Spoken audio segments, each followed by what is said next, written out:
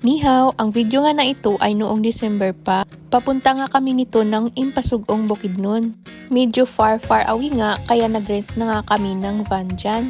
Nakatulog nga ako sa biyahe kasi madaling araw kami umalis ng bahay pero yung mga kasama ko ang iingay kung ano-ano na yung mga napapansin sa paligid. Lalo na yung tatay ko, puro kahoy na lang. Nasa Claveria na nga kami at tuminto muna kami saglit dito para mag-pictorial. Pinicturean nga namin sila dito kasi daw minsan lang sila makapunta dito. Tamang posing lang yung dalawa. 20 per head nga pala yung entrance dito. So maglit lang kami dyan at umalis din kasi medyo malayo pa din yung Impasugong dyan sa Claveria.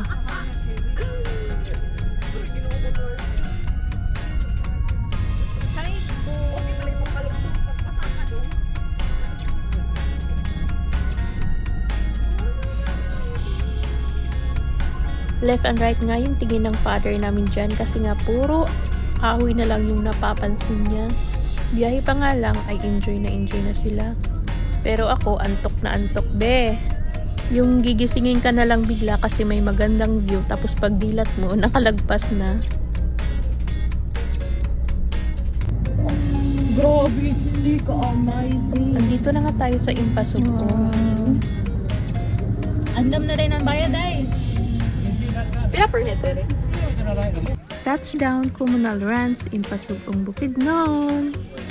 Madami nga nagpunta sa araw na yan. Hal-hal na? Kaya pa ba? Pwede rin nga palang mag-horseback riding dyan.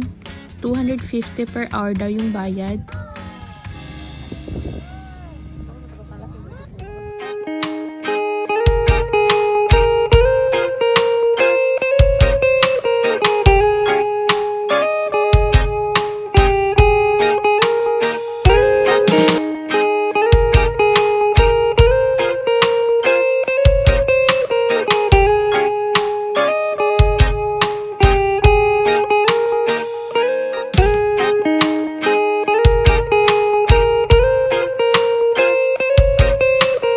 Super ang ganda pala talaga, kaya worth it yung pagpunta namin dito. Nung bandang hapon nga ay nagpunta kami dito sa Dahilayan Forest Park. Holiday season nga pala kaya madaming nagpunta ngayon dito at mahaba yung pila sa mga rides nila. And sad to say, hindi na kami pwedeng pumila pa kasi hindi na din kami ma-accommodate. Hapon na din kasi at dumagdag pa yung ulan. Sayang, gustong gusto ko pa naman yung zipline nila.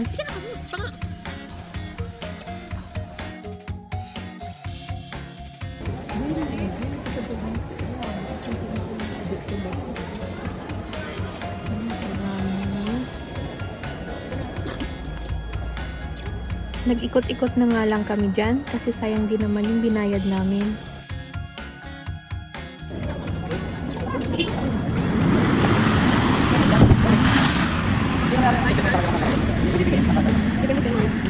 Yung nakikita nyo pala ay pineapple plantation at yung mga bahay ng mga workers sa Del Monte.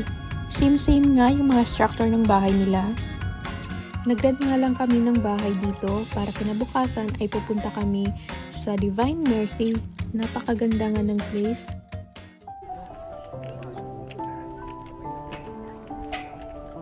Kinabukasan na nga ito at pumunta kami dito sa Divine Mercy. Magsisimba sana kami, kaso na-late kami ng gising. Kaya nung nagpunta kami dito ay nag-start na yung mass. Nagsindi na lang kami ng kandila dito. At meron din sila ditong holy water, pwede ka ding kumuha.